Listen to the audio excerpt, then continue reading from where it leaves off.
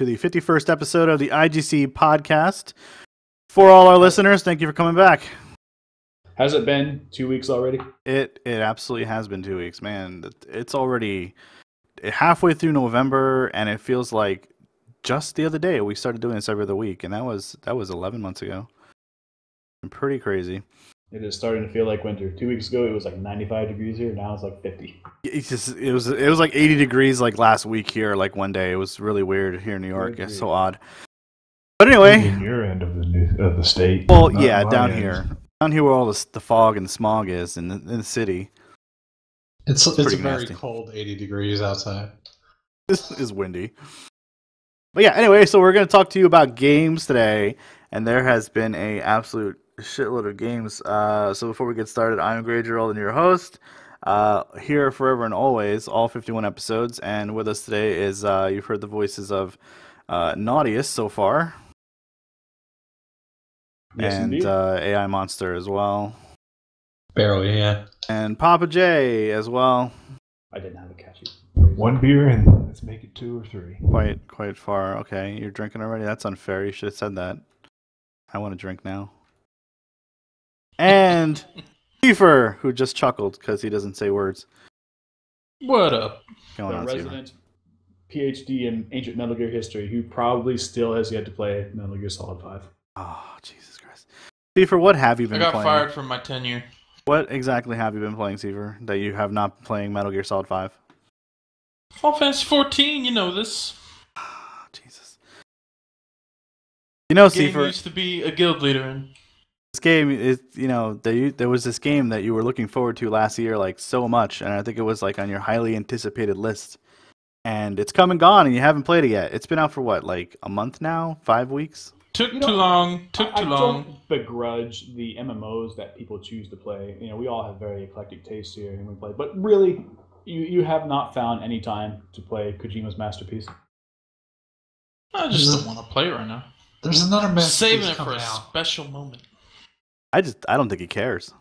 Like next year. I think he's just done. I think he is done. Are you waiting for like the Game of the Year edition or something? I bought it before it came out. No, I was gonna say, I haven't. We own it. Yeah, he owns the game. He just literally has not put it in his PlayStation 4 and booted it up. Have you even installed it? I'm waiting for the strategy guides I because think the we're gonna game's too demote him hard. to like associate professor of ancient Metal Gear. Yeah, we're gonna, as officially as of today, we are downgrading your PhD status. Can't have tenure. You're gonna have an MA. How about that? Something. Tenure. You don't get tenure if you don't play the damn game. That's right. You can't have it. You have to finish the series. I don't care how tenured you are. If you don't do your job, you don't get to keep doing it. If I play it before we do our Game of the Year edition of the podcast, will it help then? Yes. Yeah, so you got till January, basically. Yeah, you have to the first podcast in January. Okay. I got a small window on December 18th from 3 to 3:30. I try to squeeze it in. Yeah, you can get in a good amount of the game there. So, let's just start. Pop, you been playing anything special lately? Nope. Really, we're gonna do this. Everybody wants to know. Come on, Fallout 4. Who has been playing Fallout 4? All right. I've been playing lots of Fallout 4. I'm like 25 hours into the game, and I'm level 28 now, I think. Not that means a whole lot, because, Well, so let me start here. Reviews of Fallout 4 have been mixed and contentious at best. You've got IGC, not IGC, IGN. Who, very prominently is displaying Fallout 4 ads all over their site, gave it one of the highest ratings they ever given. But you've got a lot of more reputable sites basically saying, yeah, they went ahead and regurgitated the same thing. The engine's dated, the graphics are kind of dated, the textures are not as good as they should be for this generation. The characters are poorly written, not memorable. The dialogue is not interesting. So what are your thoughts on these criticisms that the game has received? I agree with a lot of it, actually, but I don't look at it as a super dire thing. And it's sort of walking the line between, like, what do we allow Bethesda to get away with and what should we call them on? And I've had this conversation a couple of times from people at work. Last night in the Neutral Impact channel, Bracken, Sig, and I were talking about this as well. it's a great game. The writing is actually pretty good. I mean, the storyline be better, of course, it could always be better. It's a bit odd that Fallout 3 was about, you're the son looking for your father, and this one you're the father looking for his son. It's and you find that in the first like 10 minutes, so that's not too spoilery. So that's kind of unoriginal, I guess you could say. It's kind of flipping things over. But it is a lot of the same. If you played Fallout 3, if you played New Vegas, you're not gonna get this wildly different experience from this game, despite it running on the Creation engine, which is like their new engine, whatever. Really, the only thing that I found different about it is there's some quality of life changes, and the dialogue is a little different, the way you do like speech checks and things like that. For the most part, I don't know. I mean, I'm enjoying it because I'm a fan of open world games in general, whether it's Fallout or Elder Scrolls or Witcher 3. I like those games, and if the content is good enough to keep me involved in it for already 20 plus hours, and literally that's like all but 9 hours free I had this whole week, like that's awesome to me. It's been worth every penny, and I only paid $36 for the game because I had a huge discount. Well, so let's talk about the dialogue for a second here, because that became a bit of an issue prior to the game's release. That most of the Fallout games, Fallout 3 and New Vegas, used a kind of verbatim text select, like this is what you're going to say back to this character, when they ask you a question or response. And with Fallout 4, they switched to kind of the model that BioWare has been using, and which is you basically choose like a reaction, just a couple words of how you want to react to that question, or how you're going to give a response. Yeah. And if you remember, like the BioWare guys took a lot of flack when they did this, and people ended up loving it in Mass Effect, and then Dragon Age came along, and it uses the old like text verbatim system, and people were expecting to use the Mass Effect system, and then they were mad. And so now we're back to Fallout 4, where they're using the reaction-based system, and people are mad again. I mean, it's kind of 50-50 actually. There's always at least one or two dialogue options that let you say exactly what you want to say, and then there's sometimes just this dialogue option called like sarcasm, where you just you're just to make a sarcastic remark. Other times is one like threaten, but it's 50-50. Like there's always half the speech is exactly what you're going to say, and it's a little arbitrary. It's usually the bottommost response on the pad, the X response or the A response, and the top one, the Y response, on the gamepad. The ones on the left and right are usually the abstract ones. So have you found the dialogue system like any on numerous instances where you've selected a dialogue option and it was not what you intended? I don't think so. No, I don't think so. No. I there's clearly some dialogue options that like I don't want to click, and I know that, but none that like had some crazy consequence or said something that I wasn't anticipating. Sometimes the response from the NPC is something I wasn't anticipating, like using a sarcastic remark and then an NPC basically being like, well, screw off, things like that, and closes the dialogue on you. Because they just have a short temper, but that's something that you don't know what they're going to respond, and I actually like that. It adds a lot of flavor to like playing the game and having the dialogue choices. Overall, I think the game is a big improvement from the last two major installments of the game. Like the back up though. What I was saying was, previously in the other Fallouts, you'd have a drawer and you'd have to open it to see what was inside. And this one, everything is hover. You hover over something and it shows you exactly what's in that container, and you can pick and choose what you want using the scroll wheel or the up-down button on the pad. And that saves you so much time, and it allows you to loot without missing out on the action of things. So this one is a little more action-y. It's hard to say it's that much more action-y compared to an actual action game, but there's less stop-start with looting containers, with interacting with the environment, and that to me is like a pretty big deal. Also, the way they handled radiation in this game is also a lot different than the way they handled it in the previous Fallouts, and I think it adds a great risk factor to like you really don't want to get irradiated in this game because it lowers your max HP, and that is a really bad thing if you're doing like a melee build where you're getting up close and you don't have a lot of good armor, or you're fighting enemies that are going to charge at you. This one has a bit more of the like base challenge, I think, than the other Fallouts did. So which platform are you playing this on, and what control scheme are you using? Are you using PC and keyboard and mouse, or PC and gamepad, or console? I'm playing on PC, so it generally runs around like 45 to 50 FPS for me on my GTX 680.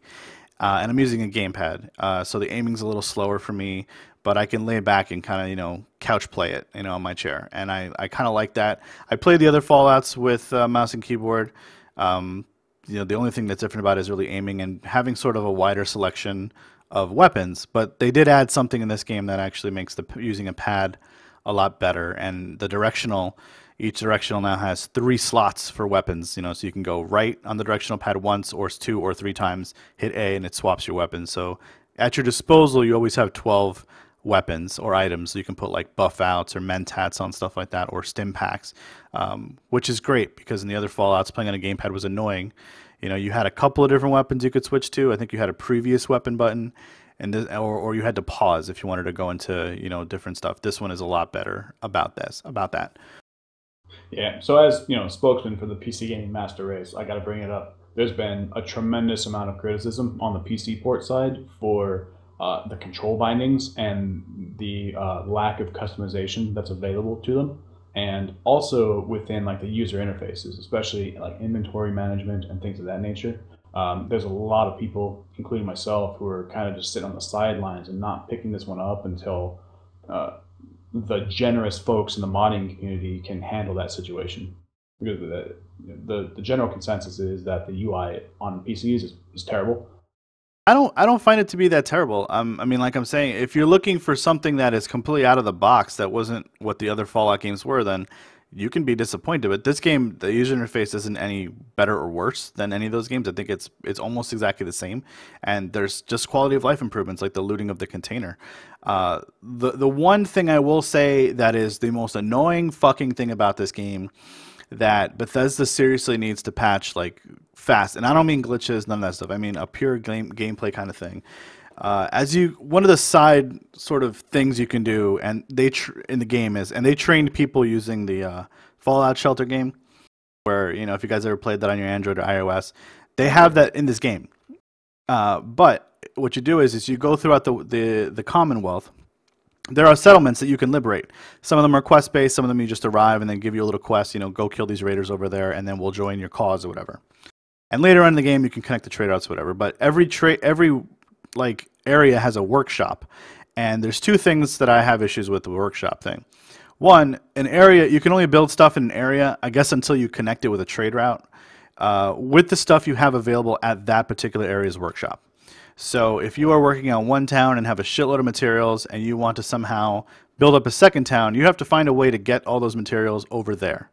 So pulling them out of your workshop, putting them on a pet so that you can fast travel is kind of the caravan. Yeah, it's kind of the only way to do it. So that's annoying.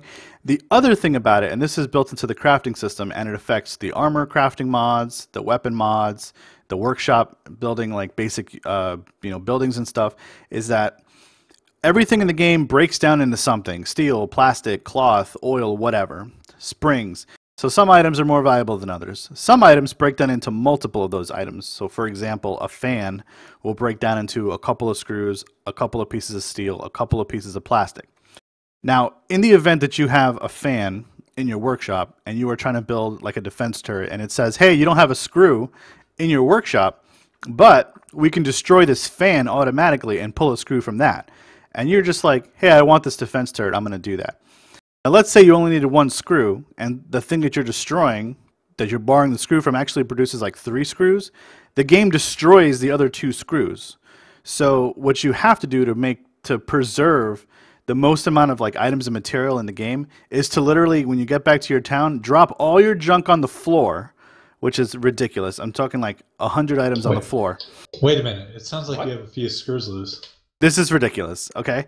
So in order to maximize... At first, okay, we just went from... I'm sitting here listening to this and appreciating, like, punishing lazy people, but now you're just talking about, like, sheer, like, chores and monotony. Yes, this is incredibly monotonous. So if it's you... It's a Bethesda game. The UI is terrible. It's This is bad. This is really bad. So you have to drop everything on the floor and then go into workshop mode and then scrap every single item individually that you put on the floor.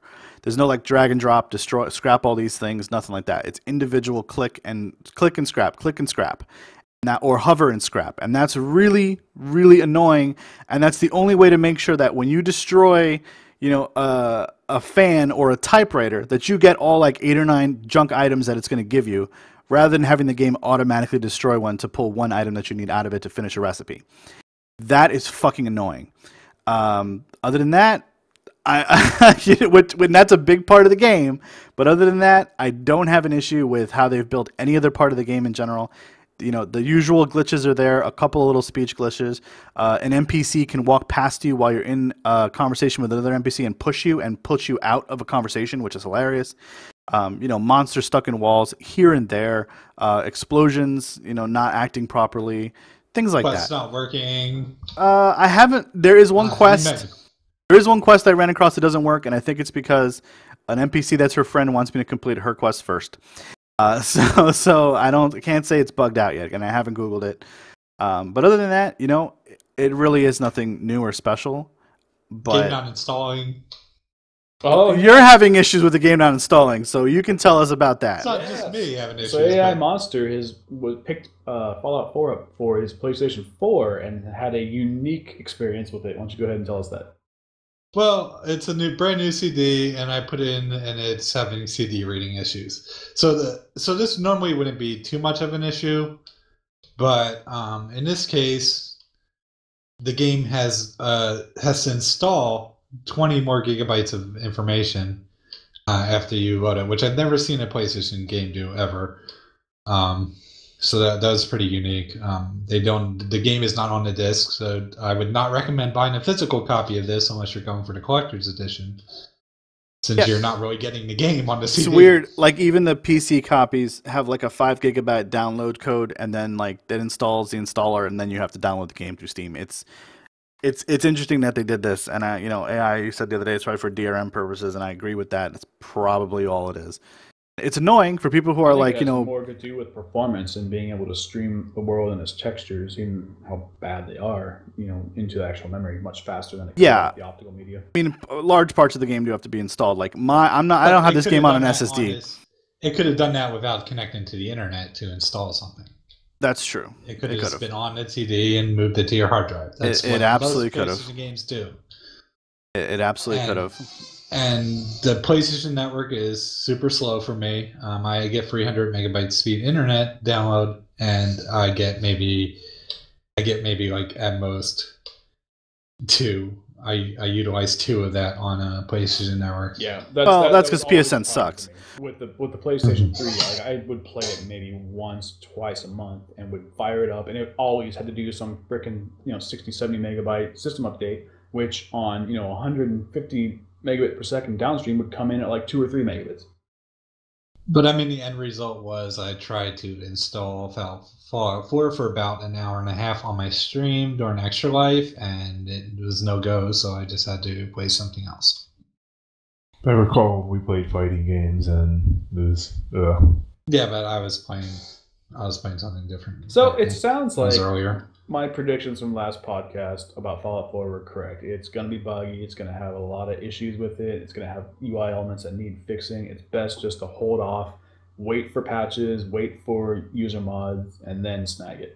Well, I don't know. I mean, I disagree. Only in that if you're a fan and you want to play it day one, then you're going to pick up the game regardless, because you don't know if, Bethesda's going to have a shitty, a lot of bugs, or if there's not going to be a lot of bugs. You should assume there's... Are we talking about the same Bethesda? You should assume there's going to be some, but what I'm saying is, are they... None of the bugs that I've come across or read about thus far are game-breaking. There were literal game-breaking bugs on New Vegas and Fallout 3 that made the game unclearable. I've yet to hear about anything like that on Fallout 4. And I'm not saying that, again, that gives them a complete pass or that they're immune to scrutiny. What I'm saying is there's a certain kind of bug that is like, that's a glitch or a bug. And there's another kind of bug that's like, I can't even play this game. And I haven't seen any of those in this particular title. There's installation bugs on the Xbox One particularly.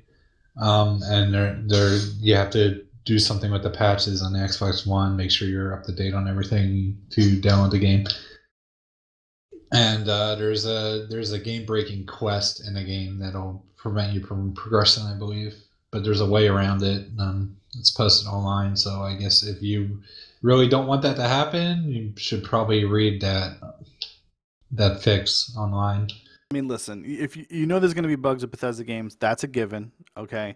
this is not the kind of game you want to play on a console, period. It just isn't, because if you find one of those bugs that you can't get around, you're done. Your investment is gone. You have to restart the game or load an old save, maybe that hopefully, if you're smart, you're making three or four saves so that you have multiple checkpoints to go back to. You can quick save pretty easy in this game, which is another convenience. It auto saves every time you modify your inventory. So the game tries to make sure that you always have multiple options to restore to. But games like this, they're not worth playing on a console. And as it is, this one's locked at 30 FPS on the PS4 and the Xbox. I would never think about this. Which they also locked has it on the trouble PC hitting. too. You have to actually go in and modify configuration files to unlock the frame rate on the PC version. It also has trouble hitting that 30 FPS on the PS4 and Xbox One, especially the Xbox One.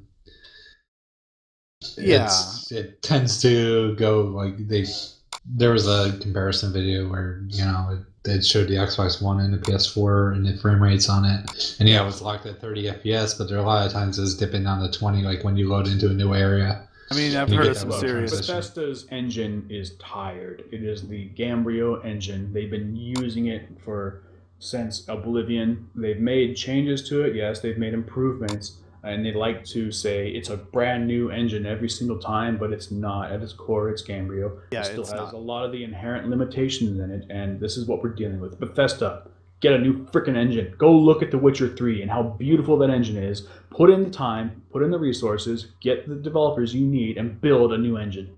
You have the talent to make these games, these awesome, awesome games, but you're so limited by your shitty engine.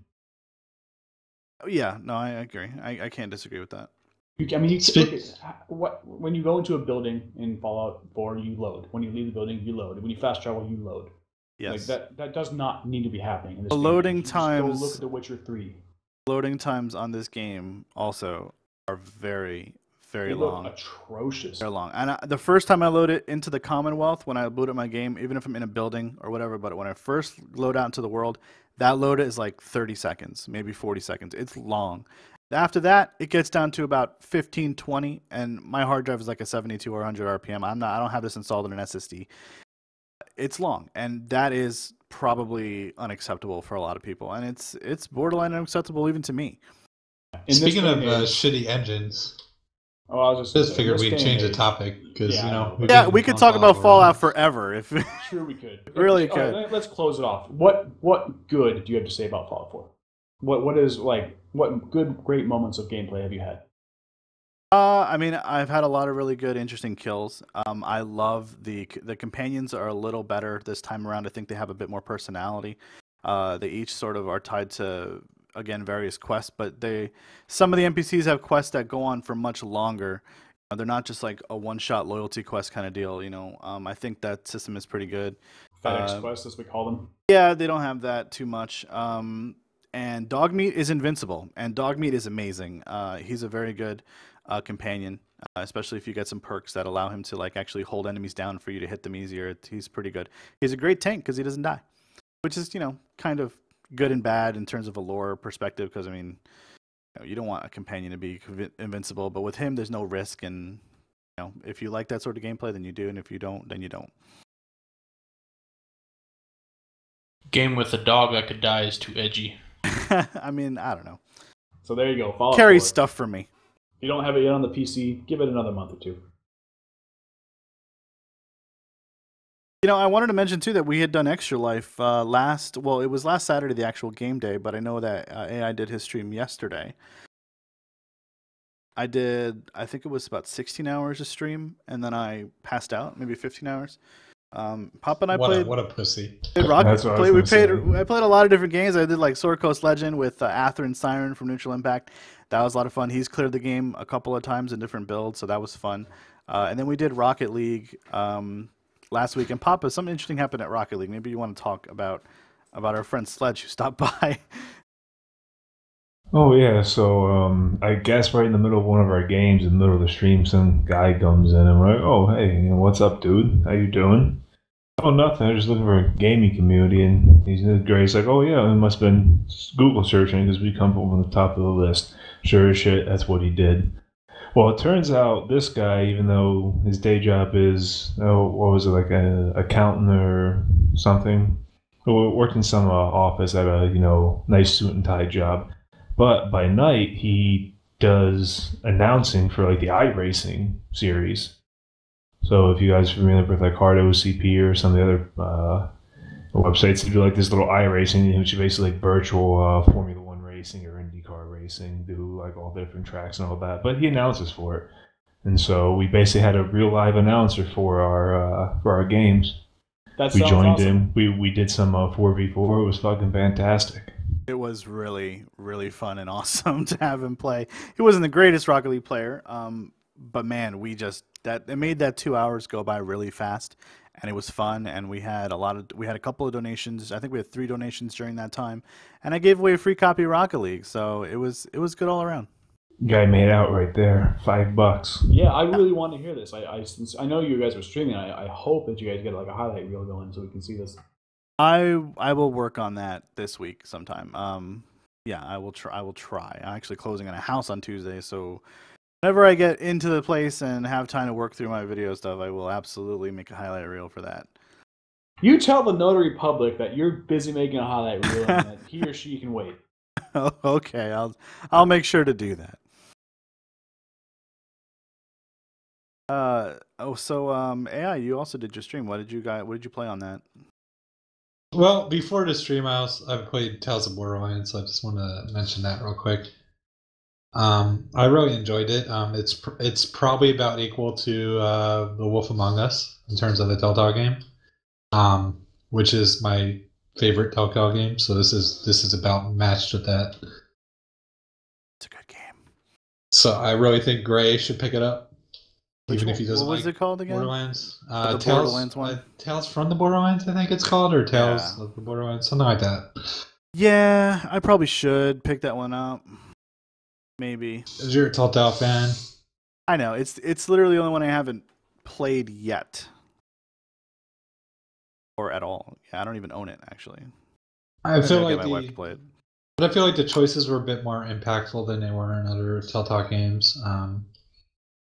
Like they carried over more to other episodes and things like that. So it was a really fun experience. It has a bit of comedy and a bit of a heart-wrenching Telltale, which you wouldn't expect from a game based on Borderlands, but it's Telltale, so. I mean, they get it right a lot of the time. So, and from what I've heard, that game is actually it's popping up in a lot of Game of the Year discussions too. I'm a little surprised actually at that one. Because I'm a little surprised too. I'm not sure I would rate it Game of the Year, but I'll tell you, Sharon. And it almost seemed like at the beginning, like when they released episode 1 of Borderlands. And then they started working on Game of Thrones, and it almost seemed like they'd forgotten about the Borderlands because there was like 3 months in between like episode 1 and 2. And Game of Thrones had gotten its like 2 episodes or 3 episodes, and people were like, what's going on with Borderlands?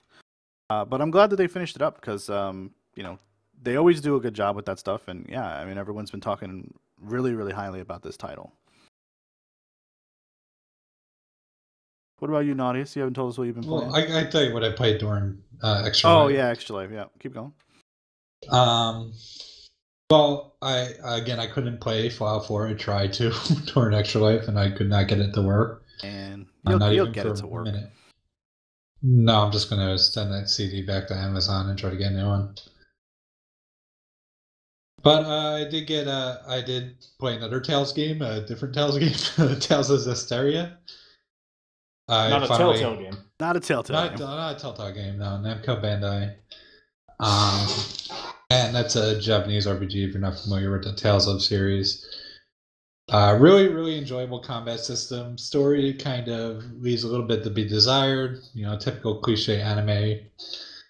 But I've really enjoyed the game so far. I mean, the combat's great. It has a more open world feel than most Tales games. So they're improving on that aspect.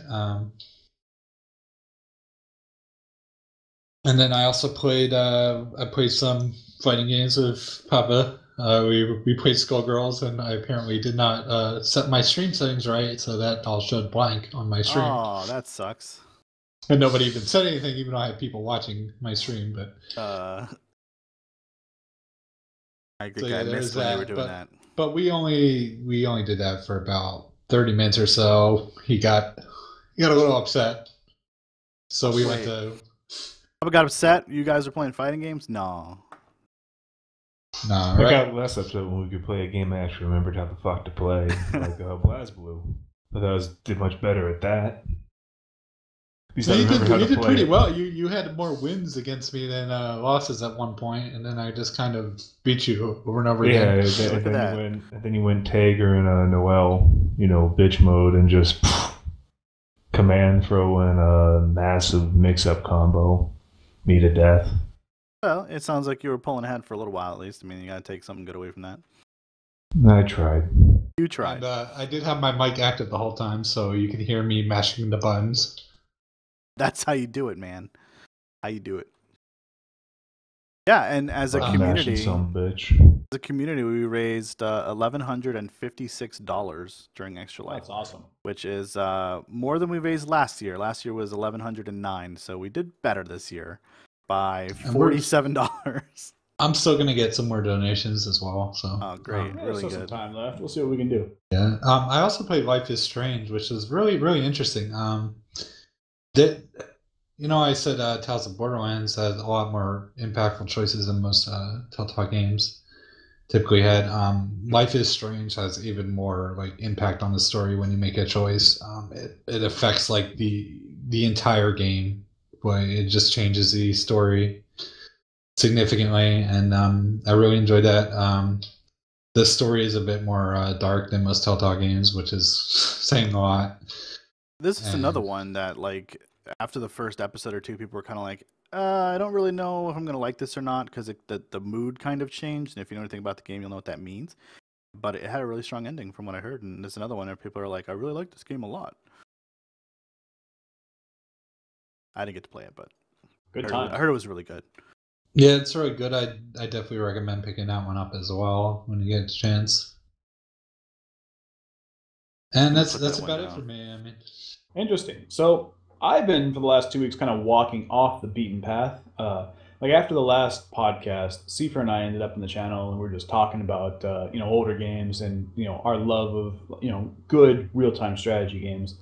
Particularly like the Total Annihilation series and Supreme Commander. And Cipher mentioned he had an extra key for the early access game Ashes of the Singularity, which is being produced and developed by Stardock Entertainment, who are relatively famous for Sins of the Solar Empire and Galactic Civilizations.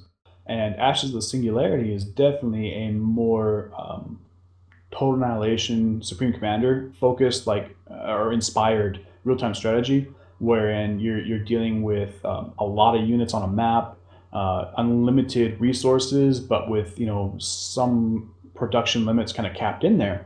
And it's also one of the first DirectX 12 games that have come out, and so it's really utilizing the power of that SDK and to great effect. The game looks absolutely gorgeous, and the amount of units you can cram onto a screen and the way they interact with each other with their combat systems and projectiles is pretty amazing. And it's still very early to call this one a hit, but it's certainly looking that way. It's like I said, it's very early. They've got I think like 5 or 6 maps in there, and only one of the factions are in at the moment. But I thoroughly enjoyed it. I think they need to open up the map design a little more. They kind of worried me. The maps remind me a little bit too much of MOBAs. They're very path driven, and you have a clear line of attack and progression, and that's kind of not how Total Annihilation and Supreme Commander worked. The maps were very open, and you had a lot of multiple attack vectors you could pursue. But this one's got promise. I'm really looking forward to watching this one develop. Cool. Cypher, what do you think about it? Oh man, just the scale. I'm still in awe of the scale. When they first showed it at the GDC, the 2015, they kept zooming out, and I'm like, okay, yeah, that's about Supreme Commander. So some back history. And then that was like a sixth of the screen. Yeah, Supreme Commander and Total Annihilation were very groundbreaking real-time strategies. They were utilizing pretty much all the system memory you had available at the time when those games came out to develop these just massive maps where you could have these huge battles that everyone dreams of seeing in real-time strategy games, but they actually made them possible on every mission and every map you played. Yeah, we're getting real close to that true 4X strategy where it's ground, you can zoom all the way out to orbit and system and galaxy shit. Yeah, they've tried it. I mean, you've got planetary Getting close out there, but this one's special. I'm going to be definitely keeping an eye on this one. Sounds like it's going to be coming down the pipe and pretty strong then, if it had a good start already. Yeah, it's got a ways to go. Like I said, there's only a few maps in there now, and one of the factions. I think they're planning on at least 3. And I'll say something too about it's an RTS, right? It very much is an RTS. And there just haven't been a lot of RTS games that have really made a statement lately. Like this year, obviously StarCraft 2 just came out on Monday, the Legacy of the Void. Grey Goo did okay this year as well, but kind of came and went. There's a lot of room in the RTS space for good upcoming games if people are willing to put the development and time into making something worth playing for a lengthy amount of time. There's a lot of room in there. I think people get tired of StarCraft after a while and they want to play something else. Companies would rather make MOBAs now for strategy games. That's true, yeah. Which is so many of these games, like StarCraft and the MOBA games, are tuned to that, esports kind of gaming gameplay style of, keeping the game, relatively short, like 15 to 30 minutes, and limited resources, and one fuck up and you're out. That's not what these games are about. But it's a proven fail strategy if you're not a big, a super big company like Blizzard that everyone will buy a game from. Yeah. No matter what, you're not going to succeed in the mobile market. Even EA and Ubisoft and all those other big companies are not going to be able to break into the mobile market. So yeah, and EA knew that. I mean, they shut down Dawngate. The only one that's really been able to shove its way in is Smite, which is doing pretty well, but I mean, it's still like a distant third when you think of Dota 2 and League. Yeah, there's just too many established fan bases there. You have to be something amazing and unique and original to tear people away from Dota, League of Legends, and Heroes of the Storm. But so much of the strategy is lost in those games. Okay, I understand. A lot of the strategy in those games is the build up to that one confrontation. But the way Total Annihilation, Supreme Commander, and now Ashes of Singularity work is combat develops, it evolves. So yes, you build up your base, you build up your infrastructure, you build up your economy, and then your armies clash. And while they're clashing, that's when the adjustment happens. That's when you're producing units to come to the front lines and back up and try to evolve other strategies against your enemy other than what's going on at that moment, basically. If you see an opening to bring in some bombers, then you start cranking out your bombers and you get them in there quickly and hope that your enemy doesn't see it coming. It's something that's been, I don't know, I guess for just how gaming culture is today, it's a bit too complex, I'd say. I mean, they tried to simplify the RTS genre with some of the new Command & Conquer, free online MMO type shits they were trying to do, and God, what was the other one?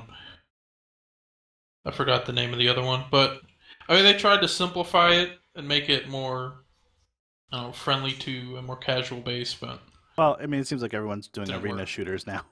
That's kind of the new RTS replacement or something like, Team Fortress 2 is big again or something, and people are trying to copy that. No, and that's what worried me about Ashes, because the maps look very MOBA inspired, but playing it, the core strategies are still there. You still get your armies start clashing, and then it's about who supports their engaged army better, and that's, I think, a deeper, more satisfying form of strategy. And I'm sure people could debate that to Kingdom Come. They could. I mean, RTS, but that's the kind of RTS that I like. Is it kind of those old Warcraft free mods where they were lane defense games? They were kind of like the old tower defense games.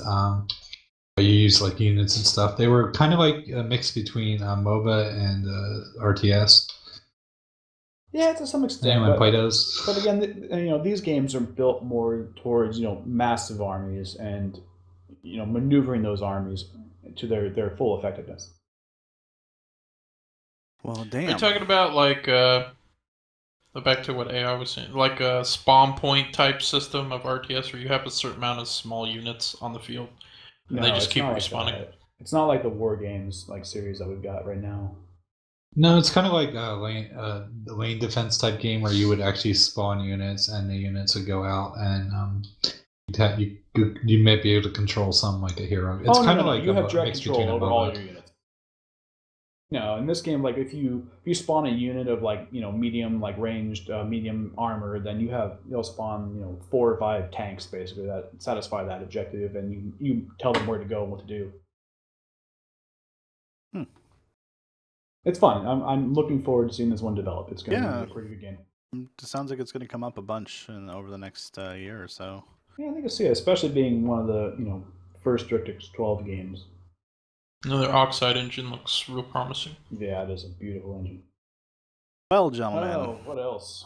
I'll touch on these real quick. So, Digital Combat Simulator World, also known as DCS World, went ahead and went into their 1.5 open beta. And this is actually a pretty huge improvement on the DCS engine. It unified the launcher and the actual game engine into one, so you no longer launch the game and then choose what you're going to do and then wait for the game to load up the actual engine. They brought in DirectX 11, so this is actually a huge improvement on that series. The multiplayer is much improved.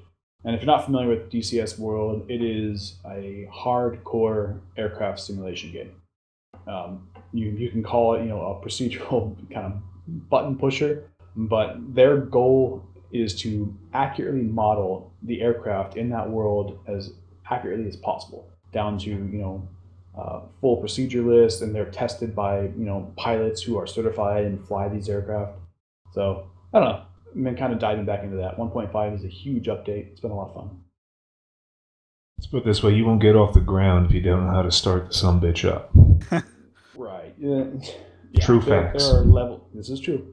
And, like the A10C Warthog in DCS World probably takes about 20 to 25 hours of practice and going through the training modules to learn to operate that aircraft properly. Oh, Jesus Christ. So that's the kind of simulation you're getting into. Yeah, it's hardcore. That's crazy. But it wasn't kidding. No, I'm not kidding.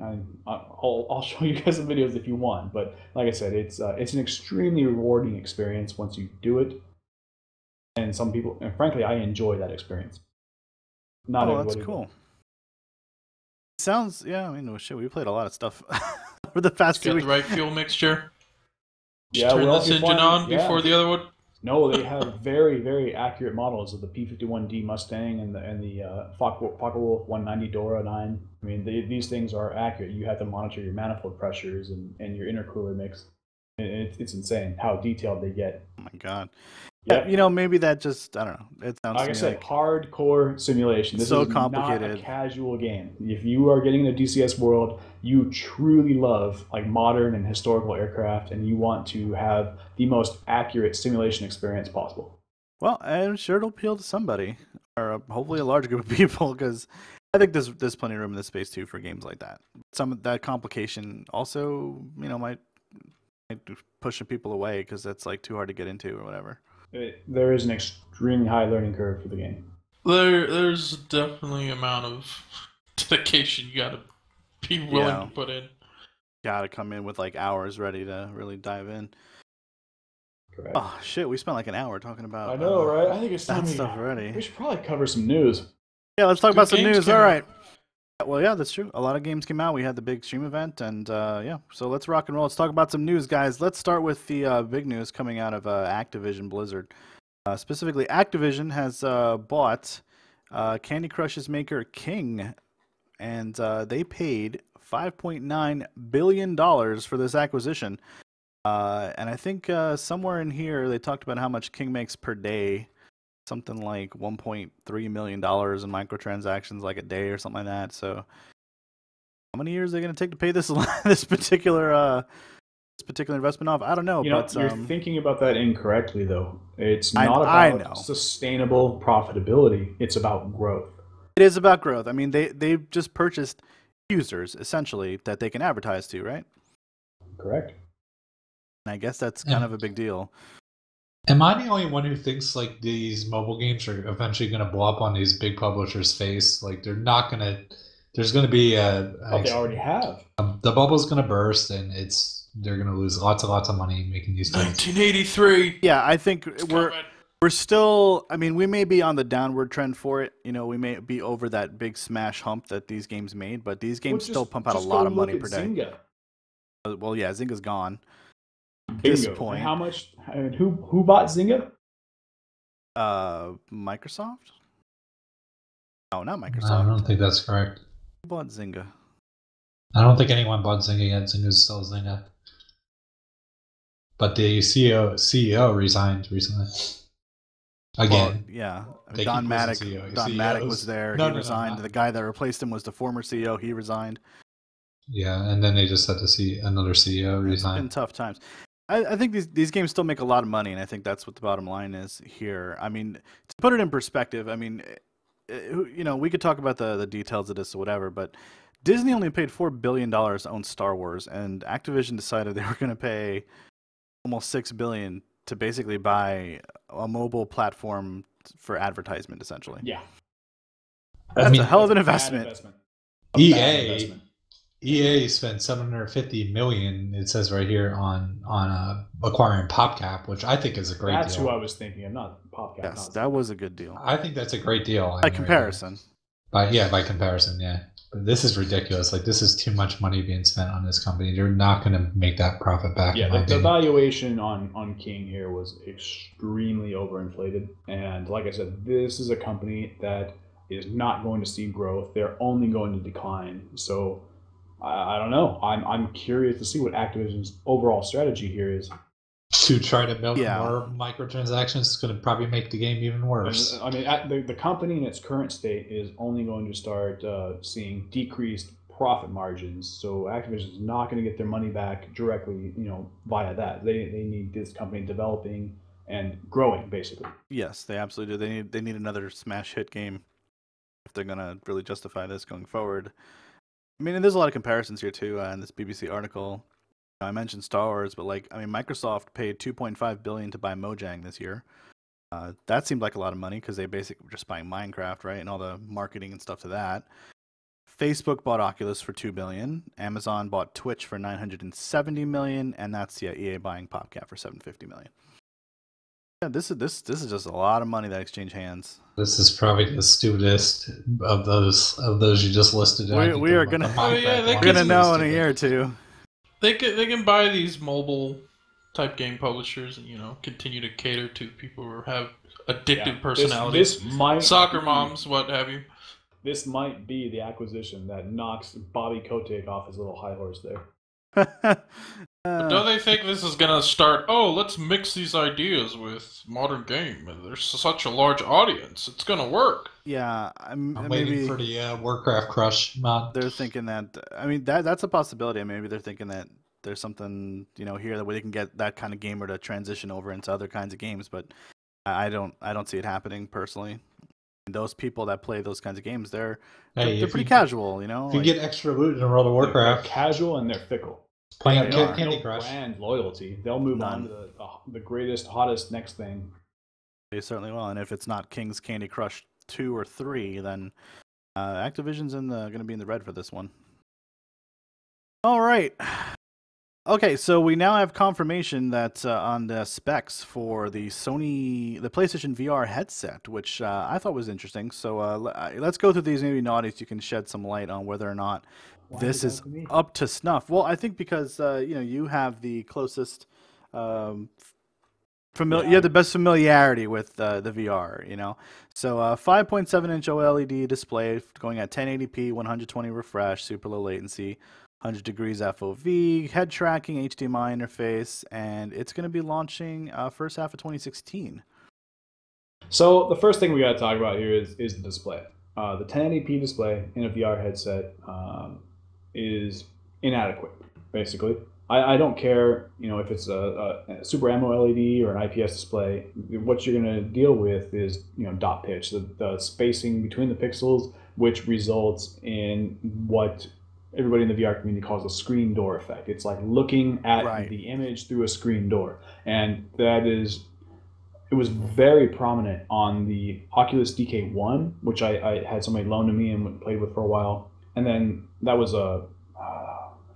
it wasn't a very high resolution display at all. And then the DK2 came out, which I own, and is a 1080p display, very similar to this display. It's an AMOLED display, pen tile at 1080p, and the screen door effect is less pronounced, but it's still there. And so you see Oculus immediately moving on from that display, where they started testing Crystal Cove, which was a single 1440p display, and having the opportunity to have used that once, the screen door effect was almost gone. Almost gone. Like, if you look hard enough, you could still see it. But so the fact that Sony decided on this 1080p display, I'm just really sitting here wondering, like, why? And yeah, I don't know. The refresh rate is high, but again, you've got to be able to drive the game at that frame rate. The refresh rate doesn't really nothing for you, because it all comes down to the head tracking. Going to be, though? Is it going to be a game breaker? I mean, just because you get a screen door effect doesn't mean the gameplay is going to be any different. I mean, it depends on the games that are coming out. As long as you're not getting sick playing the VR. I think it depends on the kind of games coming out and how much motion is going to be involved in those particular games. That's important to know. If you're playing a slow-moving game, the refresh rate at 1080p may not be so bad.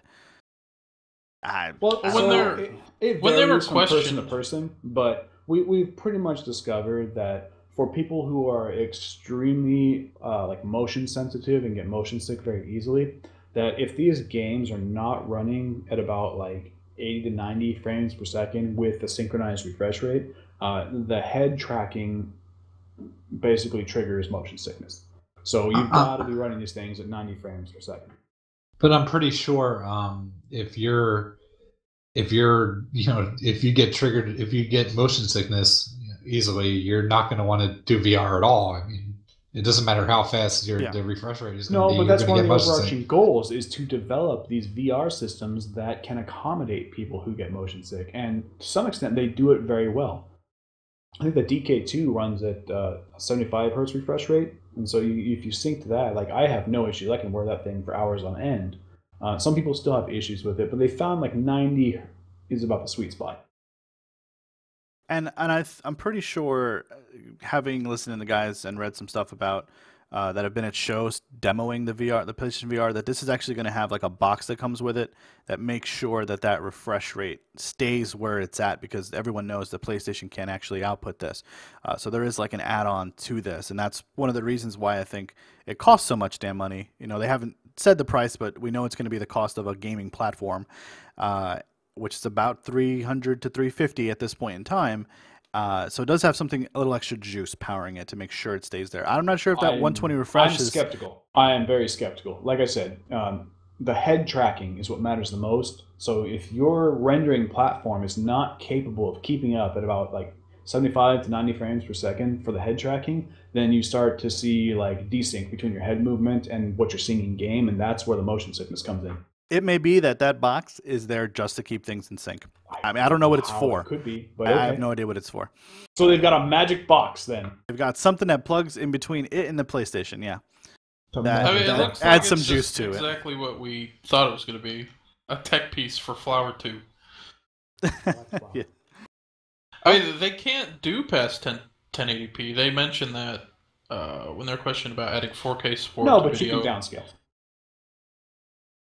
Yes. Upscale, rather. I'm sorry, upscale. You could upscale it, yeah, but I mean, that wouldn't look good.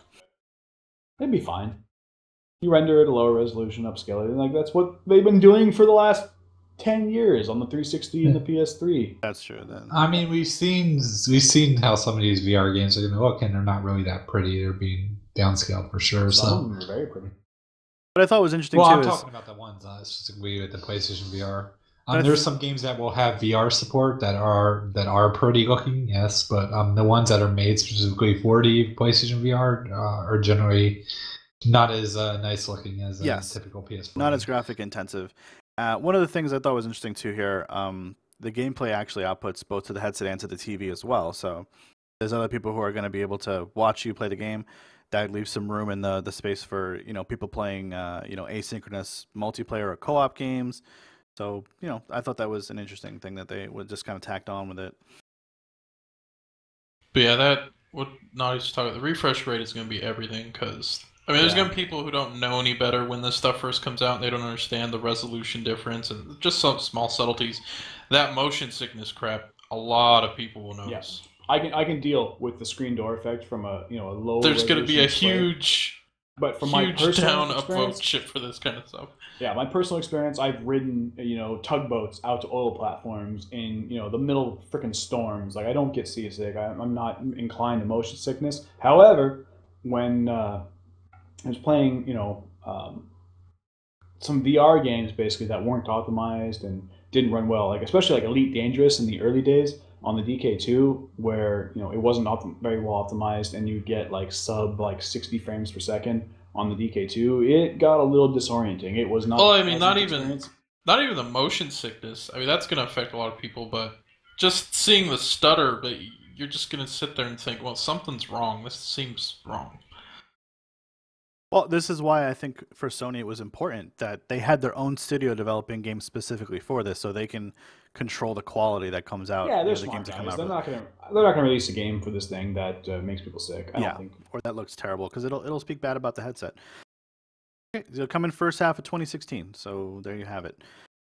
Another unsurprising piece of news: Nintendo has confirmed that the first smartphone games that are going to be released are going to be free to play, and they will have microtransactions. Although they did mention there are going to be some games that are just pay to download. So Nintendo, someone over there finally said, "Hey, you know what? Microtransactions make people money." So Nintendo seems to be catching up to the modern world with this one, huh?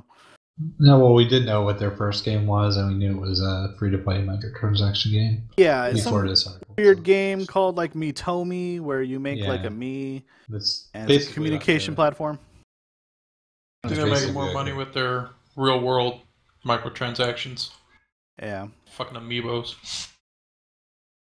So, interestingly enough, did you know that more physical copies of Black Ops 3 sold on a PS4 than the Xbox? That doesn't surprise me the least bit. Shocker! So, I would say it half surprised me because we all know that PS4 is blowing away Xbox One in terms of sales and, just raw attachment rate, I would think. But classically, FPS games have been played on on Xbox Live, and so I kind of see this as kind of like a culture shift happening in our lifetime right now with this, and I think that's what's interesting to me about it. Do you think it had anything to do with the exclusive content offered? Well, no. on PS4? First of all, let's preface this. Let's preface this with the fact that there are 2 times as many PlayStation 4s out there than Xbox Ones. Yeah, that's important For to know. every Xbox One is sold, there are 2 PlayStation 4s. And it's quite possible that the exclusive content, like, what is it, the zombie mode, and was that it? Or was there something else that came with it exclusively? I don't remember. I know there was like the zombie mode thing that was on there that was shown only for PlayStation. I mean, that might be a thing. That exclusive content, that has some effect on sales, but I think, the raw numbers of people that own a PS4 to an Xbox One have caused this like by default. And it's like, I don't even know that, they knew that they were going to push more copies into PS4. I mean, Xbox has classically been like the platform for FPS. That's interesting. Well, I think, and AI Monster might be able to elaborate on this, but I think traditionally speaking, like a lot of the Asian markets don't really appreciate those games as much as they are appreciated in the Western markets.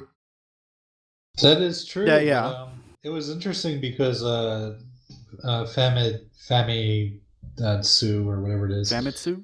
Yeah, Famitsu. Famitsu, yes. Famitsu. Yeah, I don't quite remember her name, but yeah, I guess it's Famitsu. Magazine. Yeah, the Japanese magazine, they rated Halo a 38 out of 40, the new Halo. So really? I was pretty surprised about that because, they traditionally, these games do not do that well in Japan. The Metroid series is kind of has that FPS feel that doesn't do very well in Japan. Right. Well, I've always said if you want to make Halo, more interesting to the Asian market, you simply need to replace Master Chief with a big-breasted woman and put in some more giant robots, and you've got a solid hit on your hands. That would work. This is why the FemShep should have been the Shepherd for Mass Effect. It would have sold great in the East. All right, and let's see what other stuff we have on here. So the PS4 keeps selling more than the Xbox Ones, right? Is there anything really surprising about that? No, that was kind of a supporting article. Like the rate of sales on the PS4 has remained like steady as a rock, where you see like the Xbox One just kind of flatlines and goes up again every time they get like a decent exclusive. But I think this proves Sony's strategy is working here. They're crushing it. Good platform. They've got a tremendous amount of exclusives lined up, and they're cranking them out like clockwork. Whereas the Xbox One is kind of having a tough time right now, and I think it's going to have a tough time for the next year or so. The Xbox One had just as many exclusives as the PS4, and up until next year. But next year, in the future, they don't really have anything for people to look forward to, and they just blew their load right here. They had Rise of the Tomb Raider exclusive, timed exclusive, and Halo 5, and Halo 5 sold lots of copies, but it still did not improve the sales for the Xbox One. So that's a big thing. Yeah, I mean, Tomb Raider kind of had two things wrong with it. One being the time exclusive on Xbox, and also coming out the same day, as Fallout 4, and also the day after StarCraft. Not the best time to release a game, really, at this time. Let's break this Halo 5 down thing real quick. So Halo 5 had 400 million in sales, which is approximately 6.6 million units. Yes, which is the biggest Halo sale ever. Yeah, that's phenomenal. A PC game sells 6.6 million. Those they're retiring. Yeah, I mean that's a crazy amount of people who bought an Xbox One basically to buy Halo 5. Yeah, it basically says a little more than 1 out of every 3 persons who owns an Xbox One bought Halo. That says a lot. And now we know why it will never be released on PC again. No. Yeah, that's true. But I mean, the fact that many copies of Halo was sold and the PlayStation still beat out Microsoft's Xbox One that month was kind of that's telling. Kind of a big deal. They're losing this race. But badly, I mean, keep in mind too. Keep in mind too that Xbox did have a big push in sales. I think was it January? It was December of last year, and I think February this year or so, because Master Chief Collection had come out, and so a lot of people picked up the Xbox at that time to get that. So they already have one in their living room. They're not going to buy another one because Halo 5 came out. So there's some stuff you can analyze within the sales pattern to kind of explain away certain things. Yeah, it'll be interesting to see what happens this holiday with the sales and everything, and who wins out. Because Microsoft won last month. That was a 1 month they won. But again, like by default, right? Because I mean, everyone bought the PlayStation 4 the year before, and again, you're not going to own two. It's just there are reasons in there that these things happen. But anyway, all right. So BlizzCon happened last weekend. Did you guys know that? Did it happen? It happened. And Blizzard, they've been talking about this World of Warcraft movie for some time now, and it's apparently coming next summer, I believe. And they released a cinematic trailer for the movie, which is called World of Warcraft Legion. And what did you guys think of this trailer? Dude, it honestly reminded me of like the 2001 like Dungeons and Dragons movie. It looks so terrible. It looked unpolished and unfinished, and I think that it's good to see something of the movie to kind of get an idea of what's going on with it. At the same time, like they could have had a better showing with this particular trailer. Maybe waiting another month, getting some of the more cinematics in there, and just upgrading it, polishing it a bit. But it's out there in the wild now. You guys gonna go see this movie? No. Well, no. It just looked like any Blizzard cutscene they ever done before. No, it looked far worse. Like I understand, like trailers are produced well before the movie comes out when the CGI isn't exactly finished, but there's a lot of CGI in this trailer, and a lot of it looks unfinished and unpolished. I'm sitting here wondering to myself, like, well, they're how far away from releasing this movie, and if all this CGI is still being worked on, that's not a good sign. I'm gonna go watch the movie. I think they picked a really good time in the Warcraft universe to do a movie because there's been a pretty big gap. They never really showed this in any games. I know that the Thrall visual novel thing they had going on like back before they did like all the back before World of Warcraft, and I think it was back in like 1990s or so. They covered a little bit of this, but they never really elaborate on this piece of lore in the game, and I think it could potentially be. It's just too CGI heavy right now. That's my biggest criticism. Or you're looking for like a blended. a blended experience where there's like some actual real motion capture stuff, and then Naughty Issues is a pretty good example. Star Wars movies, they have really good blend. The reason the prequels didn't do so well is because they went a little too heavy on the CGI. But when they the original Star Wars, when they had a really good blend of CGI and live action, and I think they would have benefited a lot from that. That's a good point. I mean, it looks like they're going to be getting into more television and movies as well coming up. I mean, they've talked about having a Call of Duty movie, Skylanders TV show coming in around the corner too. So this is kind of going to be the first thing we're going to see from Activision Blizzard and what they're going to be putting out there for us. And I think it's important that they put out a good product this time around so that people have a little more faith in when that Call of Duty movie comes around. Which I think people have thought for a while is inevitable that they would get into this kind of business. Any comments on a Call of Duty movie? You gonna go see that one, guys? No, I'm not gonna go see that one. Come on. That sounds pretty awful. I mean, at least World of Warcraft has the potential to be a good movie, even though it doesn't look like it's gonna be. I don't see any potential in a Call of Duty movie. Fair enough. Is there any continuity between the Call of Duty games at all?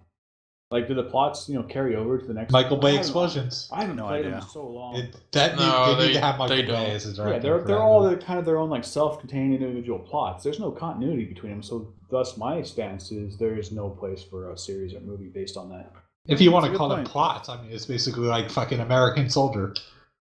Yeah, I mean, you got to kill the bad guys. I mean, kill all the bad guys. That's the theme. Pretty sure if you just rename Olympus Down or Olympus, whatever that movie was, it could be a Call of Duty movie. Yeah, you're probably good. Just the generic, you're put in a shitty situation, something bad's happening. We've got these Steam boxes now out there in the market, and a lot more coming around the corner, and they're running, I think for the most part, they all run SteamOS, right? Or are there a couple of Linux boxes? They are running SteamOS. They're running SteamOS. All right. And you were saying there's an Ars Technica article here that's rather interesting. It's very long and has a lot of technical data in it. But Moniz, why don't you break it down for us? Apparently SteamOS is having some issues with performance, and that's surprising since I thought that the OS was made for the boxes. I'm going to lay it down for you here. Games in Windows perform better than they do on SteamOS. No, really? I know. There are reasons for it. But our Lord Gabe N said that Linux was the wave of the future last year. The funny thing is, a lot of these... Lord Gabe N's lost his touch. A lot of these a little crazy.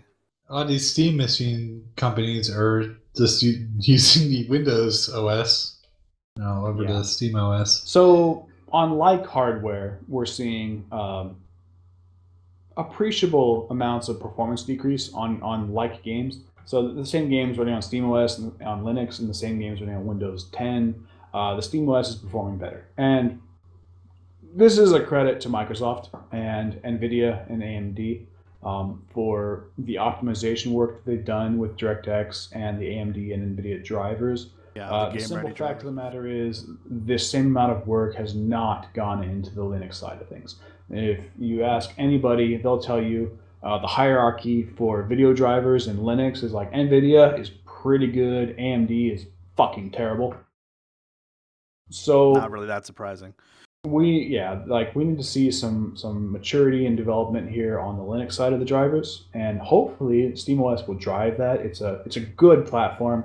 I think I'm one of the only people in IGC who actually runs a box with SteamOS on it, and I love it. Frankly, I think it's a better console than the PS4 or the frickin' Xbox One. But that's my opinion. And how would you know you don't own one? Because. But you said you might buy one. I might buy. Well, on paper they're better, but offerings matter too. Here's the thing: my Steam box can also run Windows 10. And it is hooked up to my entertainment center in the living room. It can run Windows 10. It can run SteamOS. It's my discretion which I choose to use. And I would really hope that people don't look at this like, well, SteamOS is just terrible. It's bad. Don't use it. Look at it this way: like it's out there now.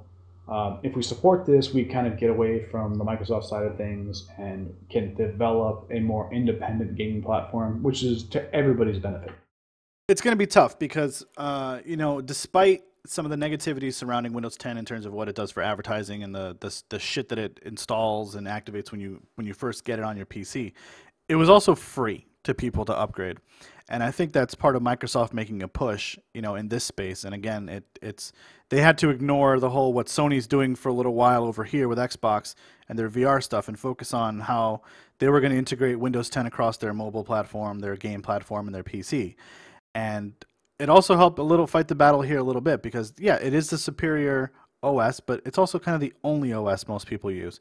And I don't know. If we all decide to support it, yeah, we'll see a big turnaround for SteamOS, but what are the chances that people are going to do that? I mean, you have enough trouble getting people to switch over to Macs, even though it's more stable, and there's a lot of stuff on paper that says Mac is kind of a better platform for a lot of things. What? Well, because No. SteamOS can run on a lot of these Get the fuck out of here. devices. Get the fuck out of here. Seeing an NVIDIA Shield running a SteamOS is a very possibility, and that if Valve and NVIDIA can come to an arrangement there, we might see the driver optimizations we need on the NVIDIA side of things for the Linux SteamOS.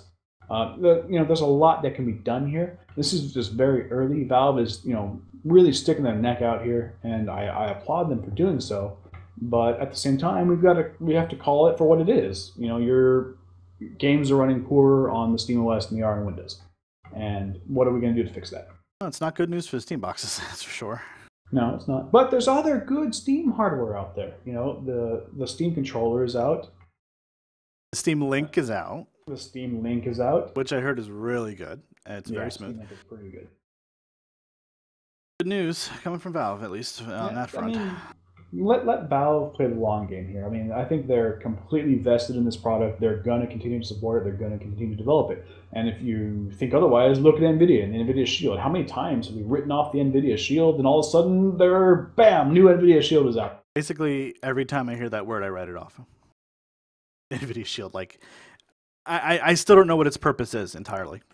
I haven't figured it out. I'm not sure that anybody really has. To make for the playing of games.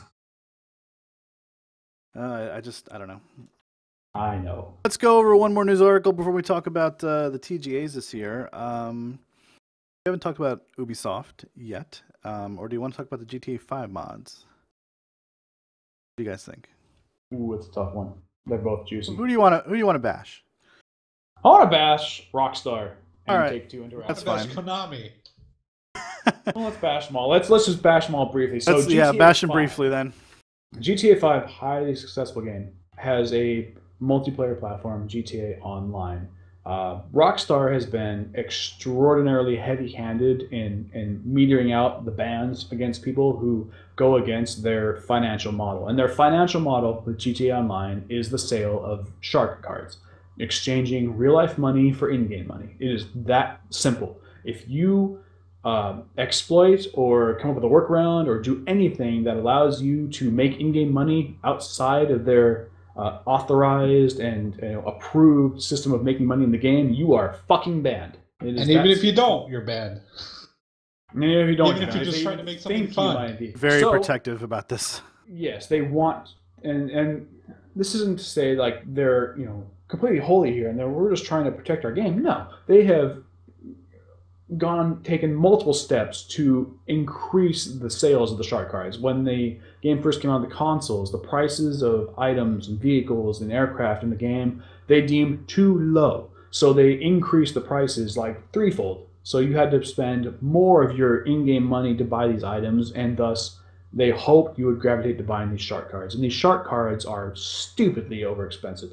It's for $8 million in-game money, it's $100 US dollars. It's obscene. So a set of modders came out and they're we're going to break away from this. We're going to develop our own multiplayer ecosystem for GTA 5. And Take-Two and Rockstar are not happy with that at all. They are leaning legal pressure on these modders. They've sent private investigators to their homes to deliver cease and desist letters. In one account, the PIs knocked on the guy's door. He answered it. They handed him a cell phone, which was already called in to a Take-Two Rockstar lawyer who gave him the fucking legal spiel basically and said cease and desist or we're gonna fucking sue. This is just crazy. It's insane. It's insane. It makes sense. They're going straight to the source on this one. I mean, they're protecting their product, and I can't blame them for that. But man, the reaction Their product to this is is crazy. Blame them. This is what the video game industry has become. The fucking microtransactions and DLC and... Yeah, but it's not You just can't Rockstar. Fall either. in line or we I come to know your it's house. not just Rockstar. This doesn't make it Literally, okay they're for coming to Rockstar your fucking house. do it. It's wrong. We need to rise up against this shit. Fucking fight the power. Fight the good fight, brother. Well, I mean, I'm with you. You know, I don't purchase microtransactions, so I would be on board with you there. But you know, It's A it's lot not of it just has to do Rockstar. with Take-Two. reporting. People, the journalists, they won't report it because it was done. There's a precedent before, so they just go, "Oh no, this isn't that big a deal." You know, Same thing happened with season passes. I received a ban in GTA. I played GTA 5 pretty heavily when it first came out, and I played it on the PC, and I saw how stupid their model was, and I got curious about how far I could go to break their model, and as far as I got was modifying the memory on my own computer, and that got me banned, because apparently modifying the memory on your own computer, modifying memory addresses in the hardware that I own is enough to warrant a ban. It's illegal, didn't you know? No, it's not. But it's But- really on yeah, it is. Rockstar's fault because they trusted the data that my computer was sending back. And if anybody knows anything about data integrity, you never trust the client. Packet True that. What? MMOs are No, classic for that exactly. one. And what happened was they decided it was far less overhead on their end to do those calculations on their side, to do the database checking, and they would just trust the client and then go after people who modified their client. MMOs should work like that again. No, no, they shouldn't. Yeah, they made a stupid mistake that World of Warcraft and Ultima Online, all those other MMOs learned. You don't trust client data. If the client sends you this data and it doesn't match what you have on the server side, you discard the client data. But Rockstar decided to trust it because they didn't want to deal with the overhead on their database servers of checking that data against their databases. Yeah, it's lazy. It's absolutely lazy. It is their fault. I mean, microtransactions are who do you even blame anymore? Do you blame the first guys who did it? Do you blame the mobile market for making it so big and what it is and basing games on that? I mean, we're so deep into it now. It's hard to even say. I mean, we got Activision buying a game that solely is funded by microtransactions for $5.9 billion. It's fucking simple. It's a greed. crazy industry. Rockstar basically said, we're not getting enough money from these shark cards. Make stuff more expensive so people buy more shark cards. That's how flipping greedy they are. Yeah, I mean, and that's not the only example we've seen of that this year. Yeah, and it's ruining games. I mean, It is ruined games. I 100% agree with that. They're adding more and more grind to these games just so they can make money off the microtransactions.